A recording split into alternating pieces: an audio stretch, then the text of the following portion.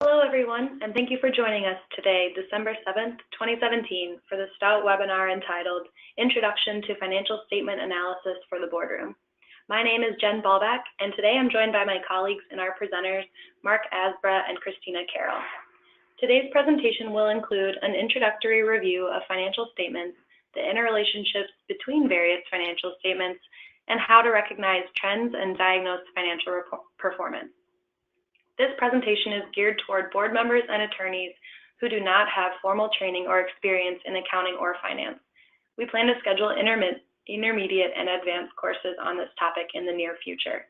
Before we get started, I wanted to address a few administrative items. All participants on the line have been muted.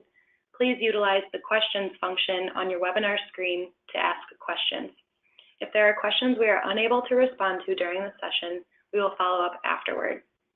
This presentation will be recorded and the slides will be circulated to attendees after the event. Now, I'd like to introduce our presenters.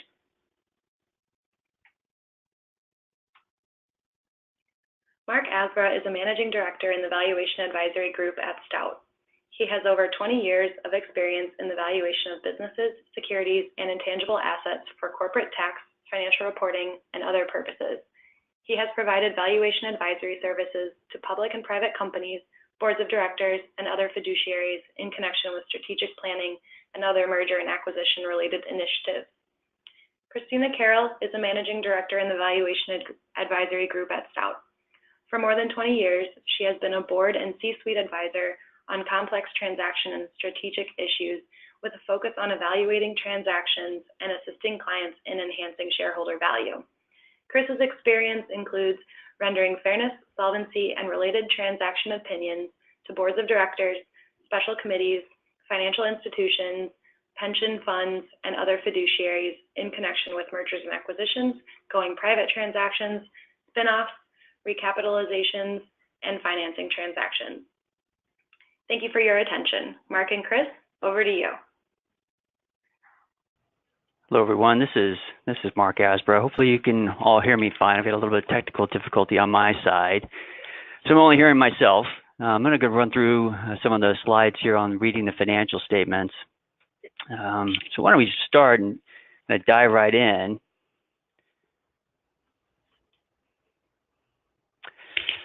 So when I think about the financial statements, I think about three primary statements. We've got a balance sheet, an income statement, which we also refer to as a statement of operations, and a cash flow statement. And each of these statements serves to answer a key question. So from a balance sheet perspective, it's, what is the company's current financial position? From an income statement, that statement of operations, it's, what were the company's results over the time period in question? And from a cash flow statement, a similar question is the income statement. How did the company generate and use cash during the period in question? So you should be aware there's actually a fourth statement. It's called Statement of Shareholders' Equity. And that name, as the name describes, it really provides some additional detail on the equity-related accounts, so retained earnings, dividend payments, share repurchases, share issuances. And this statement kind of gets a short shrift a bit, and not so much that it's a useless statement, but more so because a lot of the information that's contained on that statement of shareholders' equity can also be gleaned from the other balance sheet and income statement.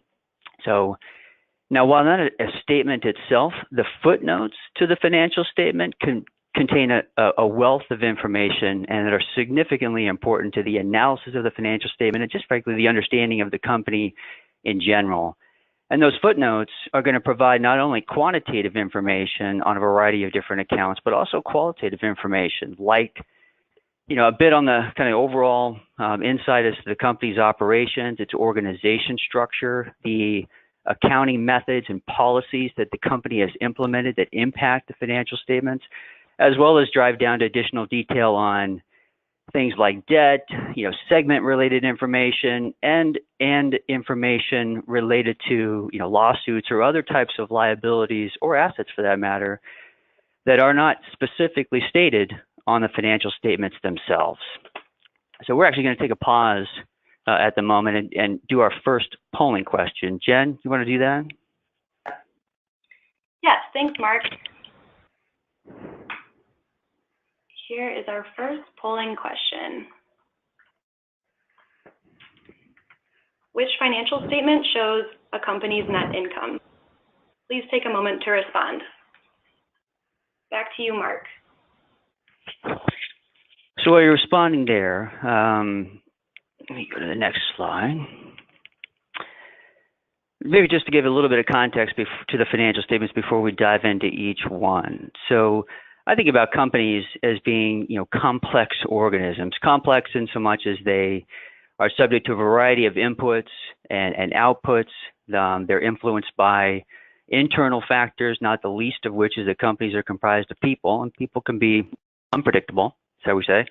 And companies are influenced by external factors in the marketplace, the general economy, competition.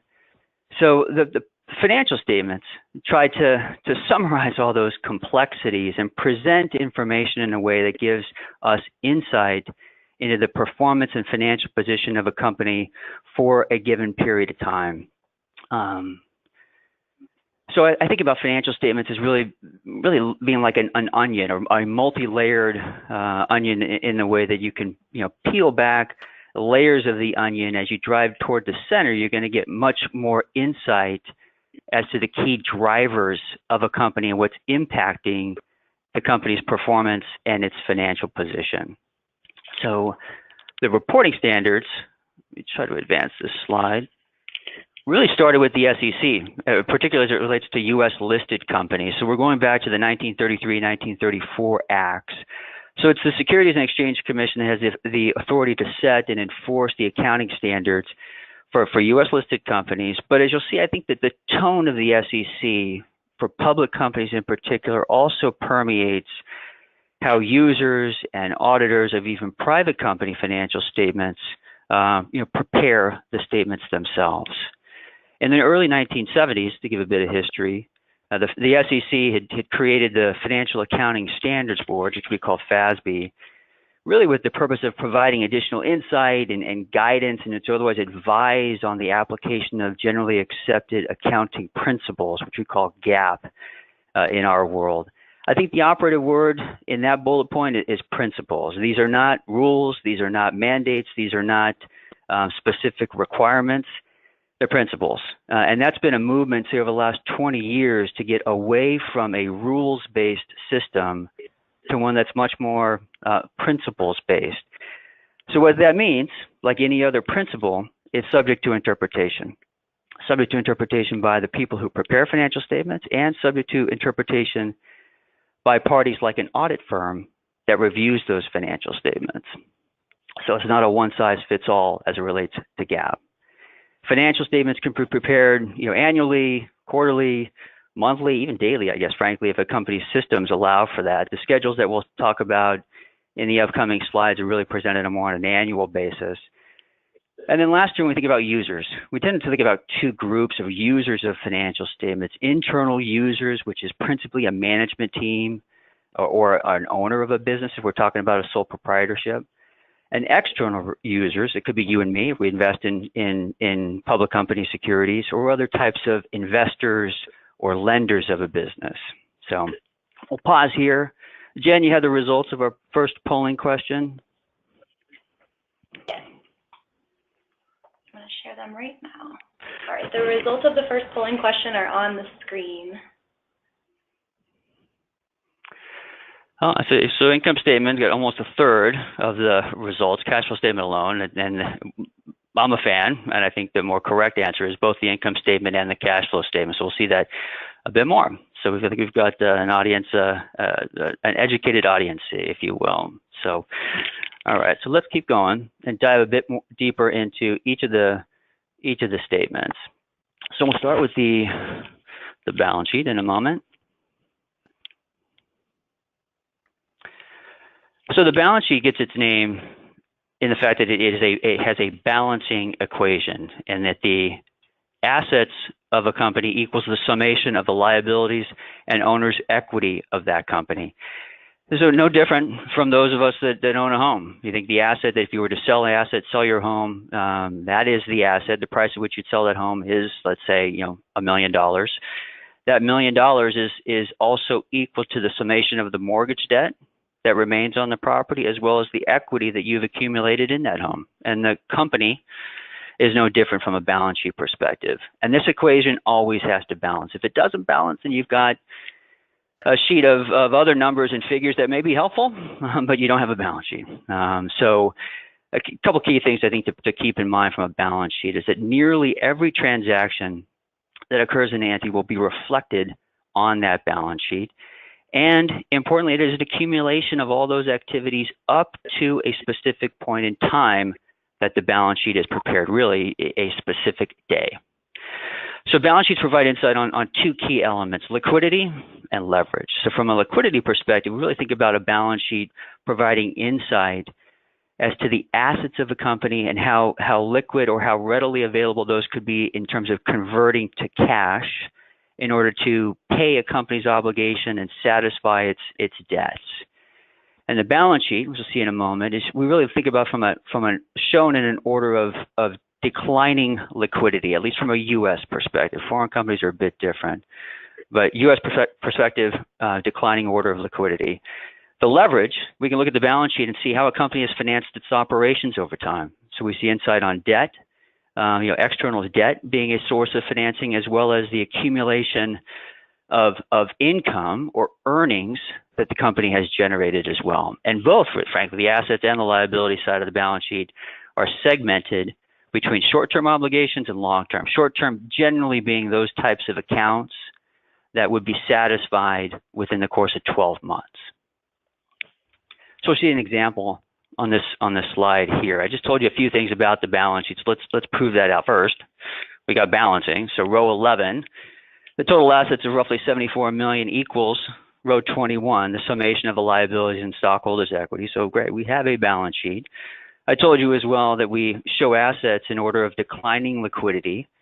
So we have our most liquid assets at the top of the balance sheet in cash and some other types of marketable securities or other equivalent instruments. As we move down, we go from AR to inventory to PP&E, and lastly on row 10, we've got goodwill and intangible assets, so are much harder to monetize, if you will. I also told you that the balance sheet gives us insight to leverage. So here we can see that there's a relatively low amount of debt, I would say, on the balance sheet, some short-term debt and some long-term debt, and the majority of the capital, if you will, that comprise this company is sitting in stockholders' equity. That's $61 million figure. So this is I'd say, a typical presentation of a balance sheet of the company. So as much as that's straightforward enough, there's always some caveats I think to keep in mind as we think about the balance sheet. And the first is that it only shows assets and liabilities as a specific point in time. It gives us absolutely zero insight into the trends of the company or how that company got to the point that it's at.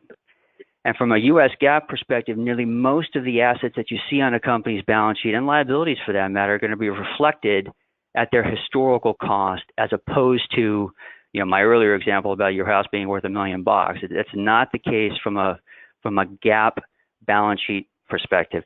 And in fact, when we think about a balance sheet, I also told you a few moments ago that nearly every transaction is reflected on a company's balance sheet. So that by definition, it's not all. Assets and liabilities under GAAP have to meet certain recognition criteria. So there might be, say, from an economic perspective, like a lawsuit. If you're looking at a company, there's a pending lawsuit a company has against it, where there might be a judgment. And if there is a judgment against the company will have some payment obligation. It very well could be that lawsuit does not meet the recognition criteria as a liability under GAAP, and therefore would be omitted from the balance sheet. And then lastly, a balance sheet. If you're thinking about looking at a balance sheet and trying to get some insight as to a company's value, you're going to have to look elsewhere. Oftentimes, the balance sheet does not provide that insight. In fact, deviates significantly from the market value of a company. So we'll turn to the income statement instead. So the income statement also has an equation. So revenue minus the various costs and expenses that a company incurs equals income. And that income is also commonly referred to as the earnings of a business. So the income statement presents results of the operational activities of a company, showing revenue and costs over a specific time period, as opposed to what we just saw with the balance sheet, giving us a snapshot as of a specific date. So the income statement is going to hopefully show how profitably a company was able to take all of its inputs to production and go through its process and ultimately result in some saleable outputs. So this slide 13 gives us a snapshot of a typical income statement, starting at the top of revenue sources with sales of products. It could be sales of services, and the cost of goods sold, as it's described, all the direct costs against the items or services that were sold to result in a gross profit. Most companies are going to present this type of presentation of an income statement, which I think is very important to get insight into the gross profit metric, because we're talking about direct sales of items or services and the direct cost of those items.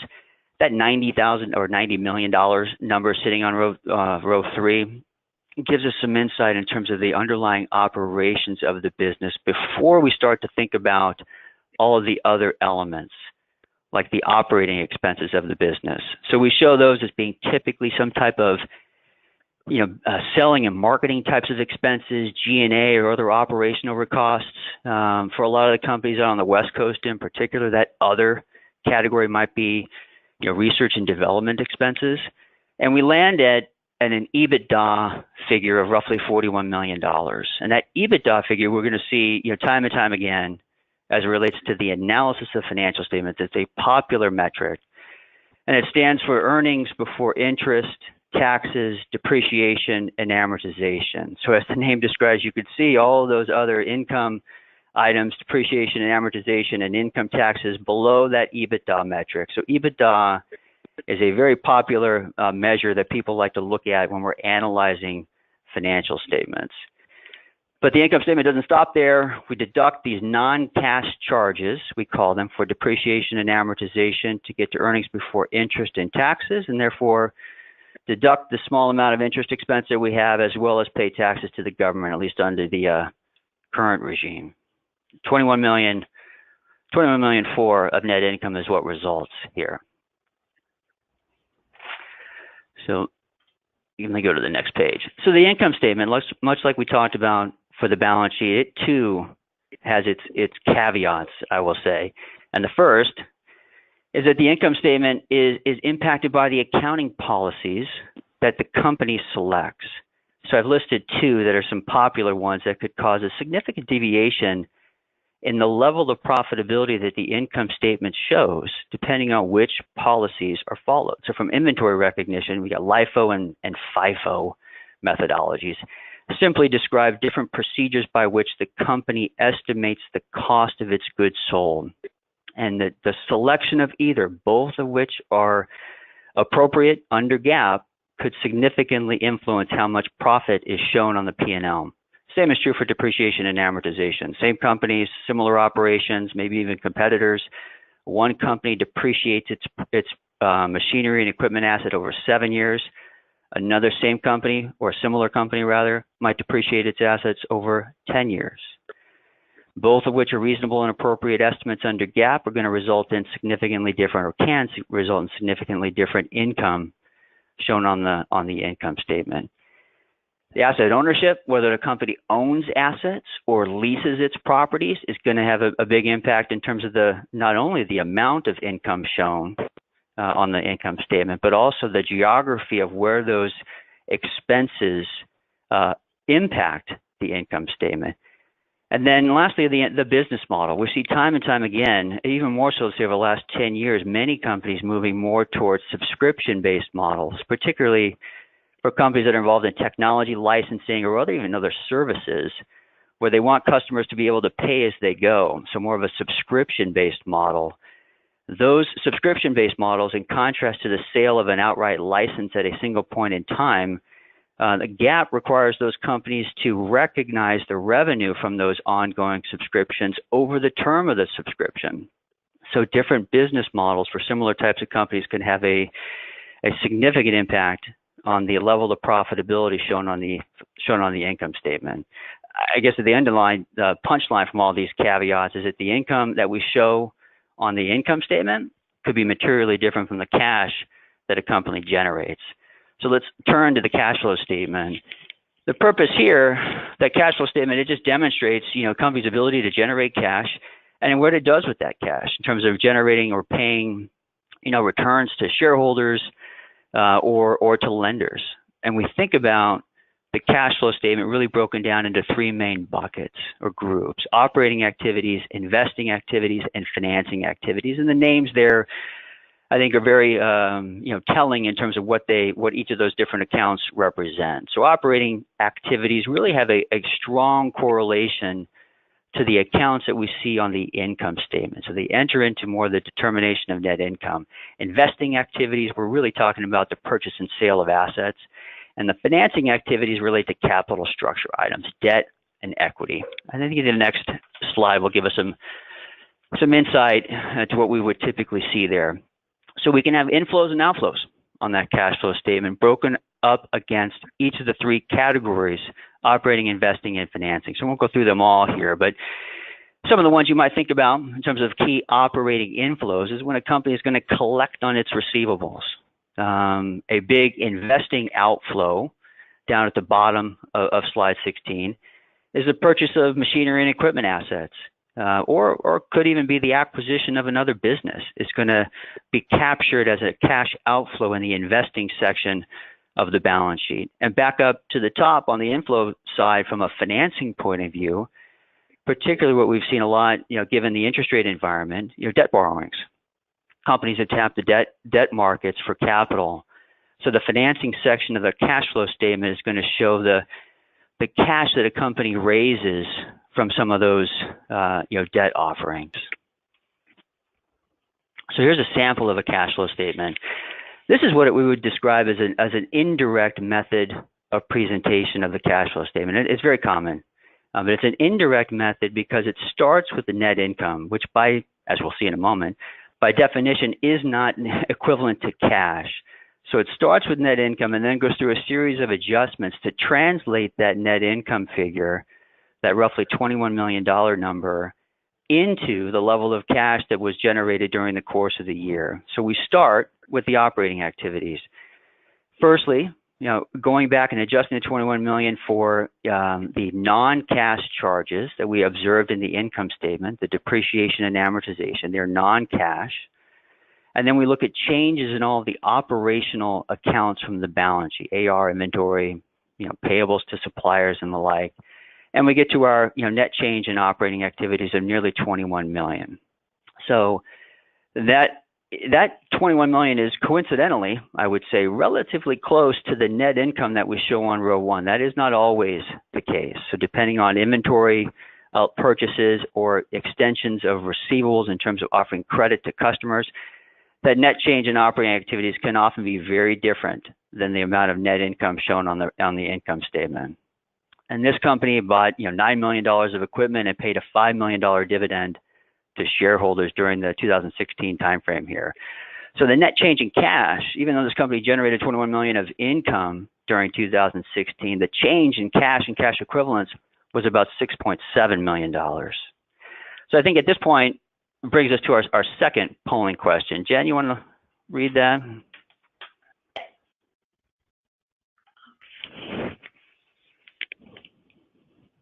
Here is our second polling question. Which financial statement provides the most relevant information for a company's leverage? Please take a moment to respond.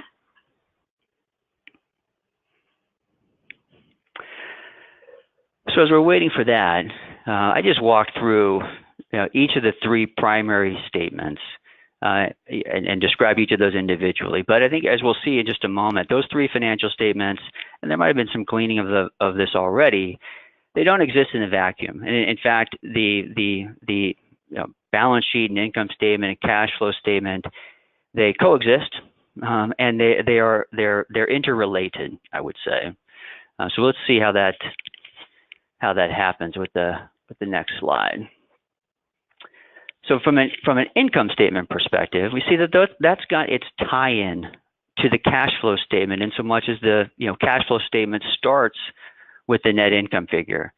The income statement also has its tie-in to the balance sheet, because the changes in the earnings, the net income that a company generates over time, can be observed in the changes in the shareholders' equity statement of the balance sheet. From a balance sheet perspective, the retained earnings, as I just mentioned, relates to the income statement, and the cash flow statement, that net income figure we see, on it, it comes directly from the income statement. And then that cash flow statement, as we just saw, with the $6.7 million of the net change in cash, goes directly into the balance sheet. Jen, you have our polling question results ready? I do. Okay. The results of the polling question 2 are now on your screen. Back to you, Mark. Okay, I don't see it on my screen. Hopefully everyone else does.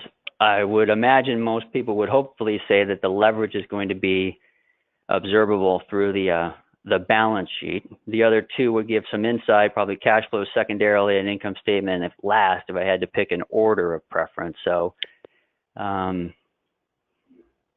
Mark, the results show that 72% of our audience accurately predicted that the balance sheet would show the best information for a company's leverage, and 19% would look at the cash flow statement, and then 9% for the income statement. Great, perfect. Okay, so let's go back to the presentation. So let's go through a more numerical example. Sorry guys, give me a moment. Of how all these financial statements tie into one another. So I'm going to show you kind of a summarized view of the income statement that we just talked about a moment ago. Here we go. So just condensed, if you will, same numbers, 200 million of net sales, and some costs and expenses and taxes landed at 21.4 million of net income during 2016. So, and as I mentioned before, that 21 million of net income is not equal to cash by any stretch. So let's start to translate that income figure into cash. How do we do that? Here, we look at a comparison of the balance sheet accounts, really all of the operational balance sheet accounts from 2015 to 2016, so 2 dates in time. And we're simply going to observe the changes. So the AR, we can see, went up during the course of 2016 by $2 million. So we would say, because the company has extended credit to its customers, it doesn't have that cash in hand, but is awaiting the cash from its customers when they finally make payment. We look at that $2 million change in AR as a use of cash. The gross PP&E on row 4, we saw earlier on the cash flow statement that the company invested $9 million into its property and equipment. Again, that is a use of company's cash from an investing perspective. And on the payable side, let's say row 8, the company's accounts payable increased by $1 million. So when a company, I'll say, stretches its suppliers, it hasn't paid, it still owes that money, but hasn't paid it yet, we look at the increase in the accounts payable as really a source of cash to the company. So if you looked at all the accounts on this chart and you compared it to the balance sheet, you'll see all of them kind of correspond, in equal fashion, except for the missing accounts that I show at the bottom of page 20. And those are cash and stockholders' equity. And the reason why those are missing accounts per se is that they're not operational from the perspective of driving a change to the business. Those accounts are really more derived, or the balances of those accounts are really implied from all of the accounts above. So we'll see that in just a minute. So here's our cash flow statement again, presented in the exact same way, just summarized on the right in terms of the blues and the reds being cash inflows and outflows. So we land on that $6.7 million change in total cash when we think about all of the cash inflows and outflows. As we go to the next slide, we're going to revisit those missing accounts in cash and stockholders' equity. Cash is straightforward. We just walked through the cash flow statement and saw that the net income, as we think about all the cash inflows and outflows that I show at the bottom left on page 22, Our $6.7 million number ties exactly, if you will, to the change in the cash and cash equivalents during that same period of time. Stockholders' equity is a bit different. I mentioned the beginning of the presentation that the $61 million of stockholders' equity that we observe on the balance sheet as of that point in time is an accumulation of the earnings that the company has generated and retained in the business. So in our case for 2016, the company generated net income. It generated earnings of $21.4 million, but it didn't retain all those earnings. Instead, it paid a $5 million dividend to its shareholders. So it retained roughly $16.4 million of its earnings, and therefore the stockholders' equity account from 15 to 16 is going to increase by that same $16.4 million. So that's how each of those statements relate to one another. So a couple of other, I think, important considerations as you look at financial statements and you kind of review them. First and foremost is understanding whether or not you're looking at interim financial statements or year-end financial statements. And the differences could be that in often cases, or oftentimes, companies will make true-up adjustments or other types of accounting adjustments really at the end of the year. And it's not to be manipulative for the beginning portions of the year. It's just it takes time and effort and cost oftentimes to go through some of those adjustments, and they're best left toward the end of the year. So if you catch an interim financial statement, let's say as a June 30 quarter, it very well could be that the June 30 results don't reflect all of the entries that a company will ultimately make for the course of that same year. Those would be left for the end of the year. So important consideration there. Second is public versus private company GAAP. The FASB in particular, let's say the last 3 or 4 years, has undertaken a significant number of initiatives to frankly help simplify and ease the burden to private companies for following GAAP that would otherwise be applicable for public companies. So there's been, I'll say, more simplified procedures in a number of cases that private companies, if they elect, can follow. And really it just helps simplify the presentation and the preparation of their financial statements, but importantly, it results in can result in significant deviations from the same GAAP employed by a public company. So cash versus accrual is another potential consideration. All the financial statements that we just walked through a few moments ago were really prepared on an accrual basis. Very commonly done. In that case, the cash basis financial statements would really be, as the name suggests, income, the inflows and outflows from a cash perspective would be what the companies actually record in their financial statements. And the last is whether or not we're talking about internal versus external reports. And that's an important one. So let's dive down a bit more in terms of that consideration. So when we say internally prepared financial statements, we're really talking about financial statements that the management team will prepare to run its business. So they want to capture and present information that allows the team to run the business. So it's more so the wild, wild west, I would say, meaning they can do what they want. There's no specific format, requirements on format or even content. Some examples might be not only for the business overall, but management team might internally prepare financial statements for a plant, a facility, a segment. Again, much more flexibility in terms of the internal preparation. From an externally prepared point of view, different story. These now get into the domain of the SEC, and you have much more stringent requirements, if you will, in terms of how the information is presented. Generally going to be on a GAAP basis or potentially some other basis of accounting if we're talking about a foreign issuer in particular.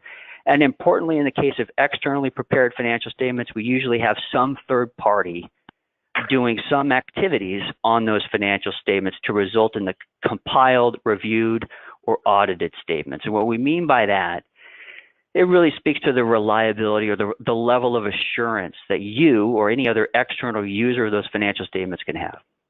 So the management internal statements at the very bottom, again, Wild Wild West, management is free to prepare those financial statements as they will. And as you move up this chain, if you will, an external party like a CPA firm or an audit firm is going to do varying degrees and frankly more activities to either compile the financial statements, meaning summarizing the information and presenting it in a traditional format, reviewing statements, to look at management's entries, to make sure that they are free of, say, material error. We're not talking about an audit at that point. And in fact, the audit is where the audit firm would then go in and test and from a large sample perspective, all of the entries that a company is doing. And they might also assess not only the financial statements, but they might also go through some assessment of the financial controls and processes that a company uses to actually create its financial statements. So you have much more level of assurance as to the reliability of financial statements from an external perspective if they're audited. So how do you know what you got? From an external perspective, the financial statements are generally being accompanied by this report, in this case of the independent auditors. And then that first paragraph, they follow a similar type of format. They're going to say either we have audited, as in the case here on 26, or we have reviewed, or we have compiled. So that's going to give you the insight as to what level of information or influence some third party has had on the financial statements that you're looking at. So I think that concludes the reading of financial statements. I'll turn it over to Chris, and she'll walk through some analysis of the financial statements and some examples. Chris? Thanks, Mark. Thank you, Mark. In a moment, we're going to talk about a real company case study involving an actual publicly traded apparel retailer. But first, what I'd like to do is lay out some of the basic building blocks for financial analysis. One of the most important things to accomplish when analyzing the financial statements is to identify the long-term trends. One of the best ways to do this is to prepare a common-size income statement and balance sheet. Sometimes in the boardroom, there's a comparison of sort of quarter over quarter, perhaps year over year, but this makes it a little bit difficult for a board member to really identify the longer-term trends. So the first step in preparing a common-size income statement is to really look at this vertical margin data. Simply put, the vertical analysis looks at margins and relationships of income statement line items and costs to net sales. You can see in our example here at $2.5 million of net sales, that's obviously 100%. And then as you work your way down on the right-hand side, you can see what each line item represents as a percentage of sales. So in our example, $800,000 of gross profit represents 32% of sales. And as you continue to work your way down the P&L, you eventually get to net income. And in our example here, $479,000 represents 19.2% of sales. Simple enough. You can also do this in a balance sheet context as a percentage of assets to see how those components contribute to total assets. On our next slide here, what you see is the horizontal component of the common size income statement, and that shows year-over-year changes. So in our example, net sales increased from $975,000 in 2012 to $2.5 million in 2016. Again, it's just looking at the horizontal representation of the trends of each line item. When we put these together on slide 30 here, you can see not only the vertical components, but also the horizontal. And this is very helpful in terms of looking over long time periods to identify trends in the business.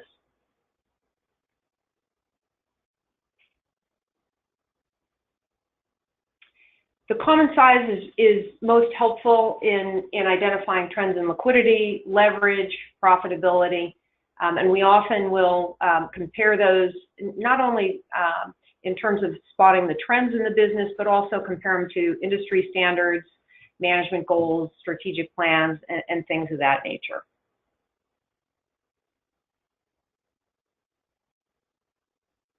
Okay, so let's turn for a moment to our actual case study. In our example, as we all know, apparel retailers have had a difficult time in the last few years. They've been under pressure, particularly those that have mall-based business models. This particular retailer was heavily concentrated in mall-based stores.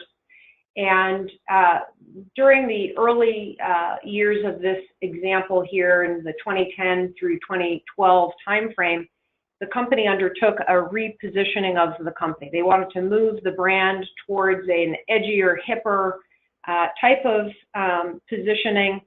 And as you can see, as they went through that process, if you look at the total revenue, it went from 902 million, starts to dip in 2011, and then reaches its low point in 2012 of $759 million. In 2013, they start to recover as this repositioning starts to take effect, and they grow modestly in a very difficult retail environment. The next line item that's highlighted here is gross profit. And again, you can see in those first 3 years, gross profit drops from 373 million down to 308 and down to 297. And then it starts to recover in the 2013 timeframe and starts to build modestly. The margins also tell the same story, so declining from 41, 30, call it 40, 39, and it starts to, when we get to 2013 timeframe, it starts to recover. In fact, it gets all the way up to 43.6%. So I'm sure as it relates to this aspect, it looks like a successful repositioning. And but that only tells part of the story. If we then look at EBITDA, before the repositioning, they started out with $28 million of EBITDA, and it goes from a fairly profitable EBITDA line to negative for the next 3 years, and then it sort of modestly improves. So that's obviously not a good trend to show this level of volatility. That level would suggest that the company is having difficulty potentially with servicing debt and so forth. If it's negative at the EBITDA line, that's a pretty serious problem as it relates to financial performance. Working our way down, if we see the net income, it really is a very ugly scenario here where each and every year the company has reported negative net income. So one of the causes, if we see if we can advance the slide here. There we go. So one of the causes, and this is an actual company, so it's a little bit dumbfounding if you look at the selling general administrative expense line that's highlighted. In 2011, 308 million of gross profit, a nice result.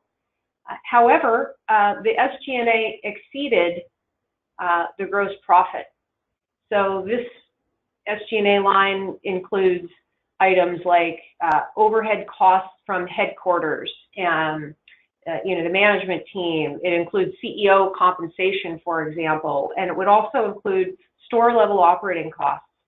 So the thing that is dumbfounding about it is, as you look across horizontally, each and every year, the company's SG&A exceeded the gross profit levels.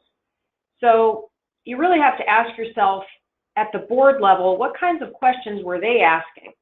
Because it seemed to go on for a very long time, year after year, and does not demonstrate any effort to sort of right-size the management team or right-size the store level, perhaps reduce the number of stores or what have you. It really demonstrates a lack of attention to it. And all the while, I don't have it on this slide, the CEO's compensation was continuing to increase. So you really have to ask yourself, gee, was their compensation connected to increasing revenue or increasing gross profit? Because if it was related to driving EBITDA and shareholder value, there was a dramatic disconnect. On our next slide here, we show some industry-specific details, and in this case for apparel retailers, it's always helpful to look at what's happening in terms of the number of stores that are being opened and closed, and what does that result in terms of the net number, and then what is happening with regard to same-store sales. In this example, the first 3 years, 2010 through 2012, as they're repositioning, they make a concerted effort to reduce the number of stores from 894 down to 613, and then it sort of just bumps along around the same level. And again, as a board member, what kinds of questions should you be asking? You should be asking, gee, should we be closing some more stores? Should we be looking at the profitability of stores, and so forth? And then the last thing I'll point out on this slide is again, sales per square foot were increasing. So if that's what you're looking at, if that's what your management team is driving, on some level that looks successful. However, it doesn't really think about or address the profitability. Okay, so on this slide, what we show is the balance sheet and what was happening in our apparel retailers world. And as you can see on the cash and short-term investment line, back in 2010, they had $93 million of cash in short-term investments. And over time, it starts to dwindle, no surprise, and drops all the way down to $6 million. All the while, debt is beginning to climb. If we look at 2010, they had actually no debt on the balance sheet. And then in 2016, it had climbed all the way to $122 million. In terms of our cash flow statement, I've highlighted here the cash flow from operations. That's really the cash that the company is throwing off in each of these years. And you can see that, again, it's very volatile given the repositioning and so forth. And one of the things I'd like to highlight is that they continue to spend millions of dollars in capital expenditures. And I'm sure some of that is required maintenance for the stores and whatnot. But they also did continue to open stores, which is expensive from a CapEx perspective, and it's a cash drain. So once you add that onto the negativity of the cash flow from operations less capital expenditures really is somewhat of a wipeout for this company. Consistently negative across the historical period. In terms of the ratios, I won't spend a lot of time on the ratios. You can see some of the things that we look at when we analyze companies over time, what happens in terms of return on assets and equity and so forth in terms of profitability and margins, which we've talked about. We also look at the assets and how quickly they're turning over. And then what I'd like to highlight too is sort of the short-term liquidity here. The current ratio, this was a line item on this whole page that jumped out to me that should have been a red flag to somebody in the boardroom, and that is the current ratio, which is current assets over current liabilities, went from 2.4 times, very close to 1, and then actually dipped below 1, indicating there's not enough liquidity for the company to pay its immediate debts as they come due. So that's pretty obvious looking at this long-term trend. Unfortunately, this apparel retailer filed for bankruptcy in April of 2016. I don't think it was really a surprise now that you go back and you do the money morning quarterbacking and looking at where the trends are heading, given the negative EBITDA that the company consistently reported. And in terms of the questions that were being asked in the boardroom, obviously there wasn't enough attention on right-sizing, responding to the overall industry trends and the difficult industry environment that they were operating in. And I think Also, the boardroom should have been asking about the CEO and the management team and how they were being rewarded and what results they were incented to deliver. So that concludes our case study for today. And looking at our time, we have a little bit of time for one or two questions if there are any. And this is the first in a series. This is our basic financial statement analysis in the boardroom. We do plan to follow up with an intermediate and an advanced financial statement analysis for the boardroom. Jen? Thanks, Chris. Thanks, Mark.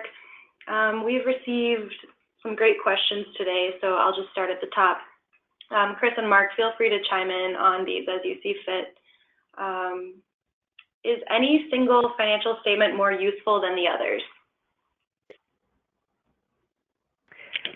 This is Mark. Maybe I'll go first. I would say, if you don't know anything else about the company or its situation, I would probably think an income statement is more useful if I had to pick one statement, just because it gives some insight as to the size of the company, and as I mentioned before, from a gross profit perspective, are we talking about a company that has a high-priced product and a low cost of sale? It makes a good gross margin, or it doesn't make a good gross margin. So there's some insight to be gleaned by looking at the income statement, I would say. Yeah, the only thing that I would add is that I find the cash flow statement to be very insightful because it really sort of tells you what kind of cash the company is throwing off and how it's addressing, if there is a need for cash flow, if they're raising capital, or what if they're making large purchases. And so I think, but maybe that's a more insightful secondary statement that I like to look at. Yeah, and I think in the retailer example here, probably in particular, the cash flow statement is much more telling. So because there's some elements in the P&L, the income statement, that are actually favorable, but when you dive down deeper and look at true cash flow, it presents a different story.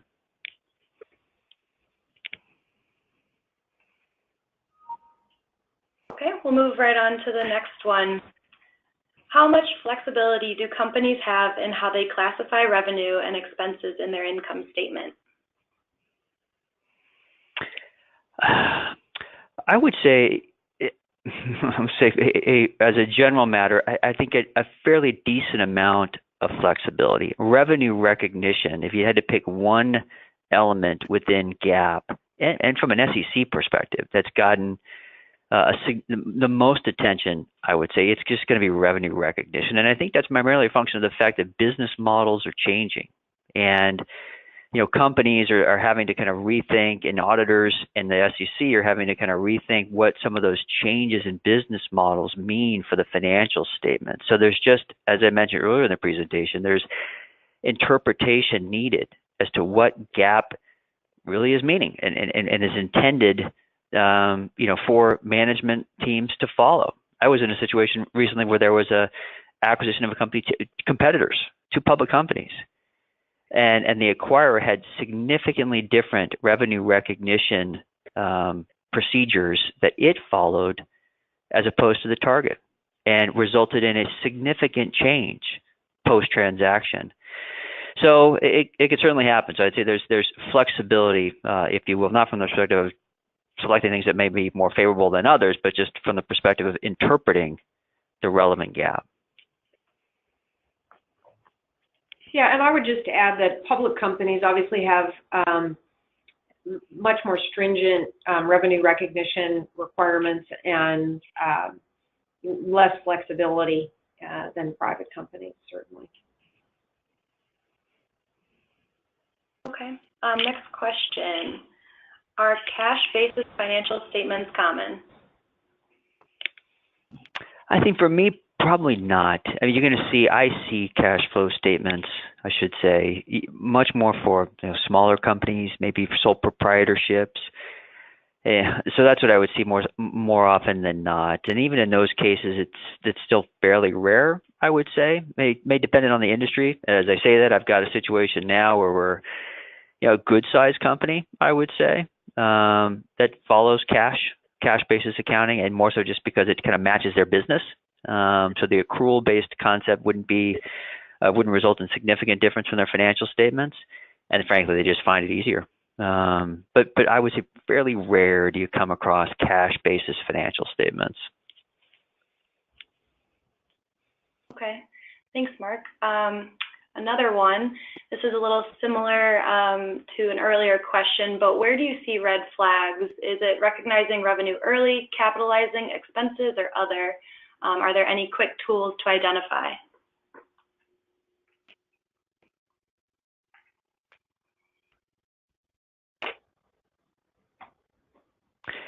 I'll start. So in terms of red flags, I probably would go back to my earlier comment from a revenue recognition point of view. The capitalization of expenses is something where I'm analyzing financial statements that I'm keen to look at. We see a lot. I sit in Los Angeles, as does Chris. We see a lot of technology-based companies out here. So when I see companies that otherwise have a significant number of personnel and invest a significant amount of money in improving their technology-driven products, but capitalize a lot of those expenditures, it really can distort the income statement, since a lot of those expenses get moved to the balance sheet and don't get captured as an R&D expense.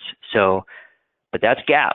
I mean, under certain rules and requirements, companies are able to capitalize those expenses and present them as such. That, though, from an industry perspective, is, I would probably say, on the more rare side. More often do you find technology-based companies that will fully expense the R&D and not capitalize them. So that, I don't know if I'd go so far as to call it a red flag per se, but it is something that certainly gets my attention. Chris, you got any thoughts or comments as well on red flags? Yeah, I sort of went to, identifying trends in terms of red flags. So, for example, thinking about our apparel retailer, looking at degradation of solvency, liquidity, and so just sometimes as companies grow, and sometimes they're growing fast, but they grow so fast that they end up in such an illiquid position that they have to file. So that was what I was thinking about in terms of looking at red flags for solvency and so forth, more so than from a financial statement presentation perspective.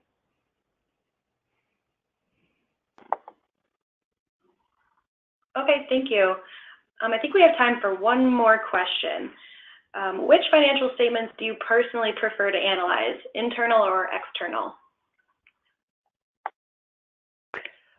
I say it's kind of pick your poison. I would say generally internal statements. There's a variety, a degree of detail that could be presented in internal statements, and sometimes too much detail is too much to analyze, frankly. But I would take internal financial statements, particularly let's say a package that goes to a board level, to analyze over some of the statements that we walked through earlier in this presentation, which were at the highest level from an external perspective. Internal just give a bit more meat to dig into, I would say. So that's my preference. Yeah, for me, I agree with Mark. I think if the company is a smaller company, sometimes there can be some adjustments that are made through the auditing process, or in terms of the way that it's presented, and it's a little neater and cleaner from an external presentation. I also really like the footnotes to the financial statements. I find it telling in terms of some of the other insight. So I think you need to look at both.